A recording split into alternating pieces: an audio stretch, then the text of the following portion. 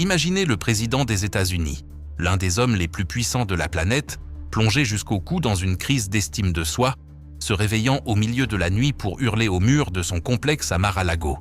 « Je ne suis pas un poulet, je ne suis pas un poulet, ce n'est pas une blague, ce n'est pas de la fiction. » Dans les coulisses du pouvoir américain, alors que le monde tente de maintenir un minimum d'ordre géopolitique et économique, Donald Trump est massivement surnommé sur les réseaux sociaux « Taco », un terme d'argot mêlant xénophobie et moquerie, utilisé pour vider de son sens sa bravade nationaliste.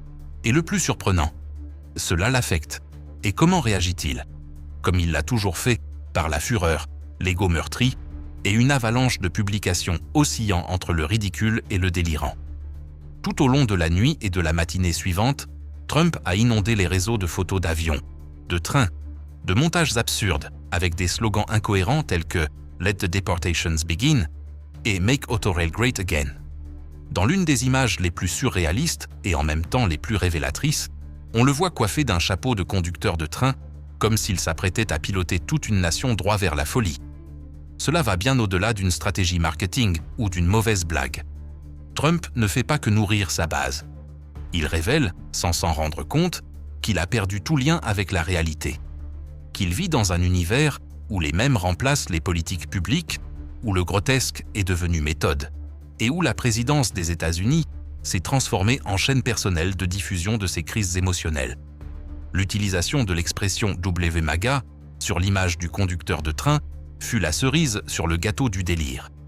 D'abord interprétée comme une gaffe, en raison du W renvoyant à George W. Bush, que Trump a toujours méprisé, certains pensent qu'il voulait dire Win MAGA, mais qu'il s'est embrouillé. D'autres avancent qu'il s'agirait d'un acronyme secret pour sa nouvelle stratégie de propagande. Mais il y a une hypothèse encore plus simple. Peut-être ne sait-il tout simplement plus ce qu'il dit. Peut-être que le chaos n'est pas calculé. Peut-être que le chaos, c'est lui. Ce qui devait être une démonstration de force et de charisme s'est transformé en un défilé d'embarras. Et pendant que le monde observe, choqué ou hilar, quelque chose de bien plus grave se produit. La frontière entre le leader politique et le personnage de dessin animé s'efface. Et quand cela arrive, quand la réalité est rabaissée au rang de mème, le danger ne concerne plus seulement l'image d'un homme, mais la santé mentale d'un pays entier. Comment un leader qui se disait invincible, qui se présentait comme un homme d'affaires à succès, comme un symbole de force brute contre l'establishment, en arrive-t-il à se défendre publiquement d'un surnom puéril? La réponse est aussi absurde que limpide. Donald Trump n'a jamais supporté d'être ridiculisé. Parce que son autorité n'a jamais reposé sur la compétence, elle reposait sur la peur. Et maintenant que la peur laisse place au rire, l'empire émotionnel commence à s'effondrer. Mais si vous pensez que cette crise absurde est sortie de nulle part, c'est que vous n'avez pas vu ce qu'il essaie d'en faire. La rhétorique du Trump Train n'est pas apparue par hasard. C'est un repositionnement symbolique. Un plan pour rebaptiser les lignes ferroviaires et d'autres infrastructures en Trump Train Express, comme si renommer des trains suffisait à résoudre les problèmes du pays. Comme si apposer son nom partout pouvait masquer l'absence totale de projets concrets. Mais pourquoi les trains? Pourquoi maintenant? Parce que les trains, à la différence des avions ou des voitures, évoquent encore une idée nostalgique de grandeur industrielle. Et parce qu'il sait qu'il ne peut plus promettre l'avenir, alors il vend le passé. Non pas l'innovation, mais un retour en arrière romantisé. Le Trump Train, c'est la tentative désespérée d'évoquer une époque où il parvenait encore à convaincre. Mais aujourd'hui, même sa base semble rire, de nervosité ou de honte. Et ce qu'il y a de plus inquiétant, c'est qu'il croit encore être aux commandes. Mais il est là, à hurler sur Internet. Et au milieu de ce torrent de publications enragées et surréalistes, on trouve aussi des signes clairs qu'il tente d'exploiter cette crise émotionnelle pour attaquer les institutions. En parallèle des montages grotesques, Trump a lancé des accusations infondées contre la procureure générale de New York, Letitia James, l'accusant de fraude sans fournir la moindre preuve.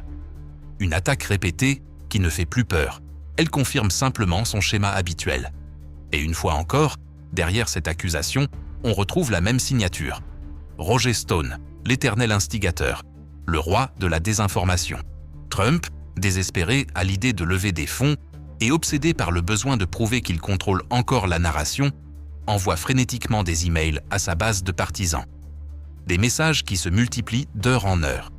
Ce n'est pas une exagération. Rien qu'entre minuit et 6 heures du matin, il en a envoyé 4. Et tous suivent le même scénario. Un titre accrocheur. Recevrez-vous un chèque Doge signé par Trump? Et une promesse fallacieuse. La nouvelle économie est là. Trump a récupéré des millions. Il est temps de redistribuer. Mais la vérité, il n'y a pas de chèque, il n'y a pas de Doge, et certainement aucune redistribution. Ce qu'il y a, c'est un bouton. Cliquez pour répondre. Et en cliquant, vous êtes redirigé directement vers une page de dons pour la campagne de Trump. Un formulaire qui ne dit rien sur le Dogecoin, rien sur des dividendes, rien sur des avantages, juste contribuer avec 25 $, ou 100 $, ou 500 $, pour garantir que le président Trump continue de se battre pour vous. Une fraude émotionnelle. Une fraude conçue pour cibler les personnes désespérées. Pensez-y. Imaginez une personne de 65 ans, retraitée, confrontée à la hausse des prix, à l'effondrement du système de santé, aux coupes dans les programmes sociaux, qui reçoit ce message promettant un soulagement financier immédiat. Cette personne peut... Quel est l'élément le plus important pour maîtriser l'anglais? La grammaire? La prononciation?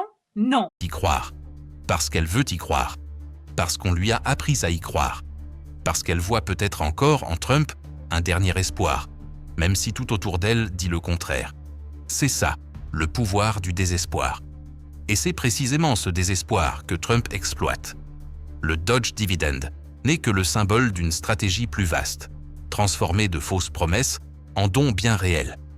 Utiliser le langage de la finance numérique pour capter l'attention d'une base qui ne comprend pas les crypto-monnaies, mais qui comprend le mot « chèque », qui associe le nom Trump à l'argent, même quand tout ce qu'il livre, c'est un reçu de débit. Et le plus cruel, c'est qu'il le sait. Trump sait exactement qui est de l'autre côté de ces messages. Il sait que ce ne sont pas de grands patrons. Ce sont des familles de la classe moyenne inférieure. Ce sont des ouvriers agricoles.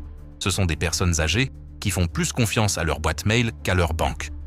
Ce sont des gens ordinaires, à la vie difficile, qu'on a convaincu qu'il était un sauveur. Des gens comme Donna Lucia, une Brésilienne américaine de Floride, qui a raconté sur un forum avoir donné 200 $, pensant qu'elle recevrait un remboursement de 5 000. Elle n'a jamais rien reçu. Et aujourd'hui, elle a du mal à payer sa facture de gaz. Ou encore le cas de Jerry, un ancien vétéran du Missouri, qui vit avec une aide mensuelle de 980 $.